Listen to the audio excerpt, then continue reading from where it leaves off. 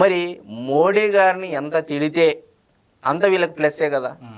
ఒకవేళ జగన్మోహన్ రెడ్డి గారికి కేసులు లేకపోయి ఉండింటే, సిబిఐ ఈడీ కేసులు లేకపోయి ఉండింటే నాకు తెలిసి మరలా నరేంద్ర మోడీ గారిని కూడా తిట్టించే ప్రయత్నం చేసేవాళ్ళు. ఓకే, ఇప్పటికే ఆ పార్టీలో బీజేపీ పార్టీలో జగన్మోహన్ రెడ్డి గారి మనుషులు ఉండారని, ఏ పార్టీలో చూసినా జగన్మోహన్ రెడ్డి గారి మనుషులను పెట్టి అక్కడ ఏం జరుగుతుందో ఎప్పటికప్పుడు డేటా తెప్పించుకోవడం కోసం ఇతనే వాళ్ళని పెంచి పోషిస్తాడని చెప్పేసి చాలామంది రాజకీయ మేధావులు విశ్లేషణ పడుతున్నారు. అంటే నల్లపురెడ్డి ప్రసన్న కుమార్ రెడ్డి గారు స్పష్టంగా చెప్తున్నారు, గత 5 ఏళ్ళు మేము వ్యభిచారం చేశాము అని చెప్పేసి ఆయనే చెప్తా ఉన్నాడు. సో మనము పొత్తు పెట్టుకొని ఉంటే బాగుండేది. పొత్తు ఎలా కుదురుతుందండి?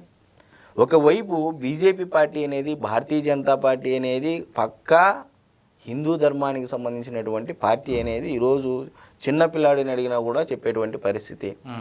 మీరేమంటారు?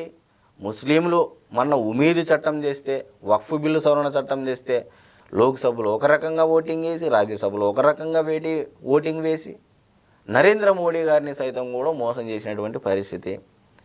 రాష్ట్రంలో మిమ్మల్ని నమ్ముకున్నటువంటి ముస్లిం క్రిస్టియన్లను కూడా వారి యొక్క నమ్మకాన్ని ఒమ్ము చేసినటువంటి పరిస్థితి. ఏ విధంగా మీరు ఇలాంటి రాజకీయాలతో అంటే వ్యభిచారంతో ముందుకు వెళితే ఇప్పటికే మీ పరువు పోగొట్టుకున్నారు. రాబోయే రోజుల్లో మీరు ఇదే తరహా స్టేట్మెంట్లు ఇచ్చుకుంటా పోతే కాంగ్రెస్ పార్టీ రేపు నమ్ముతుందా?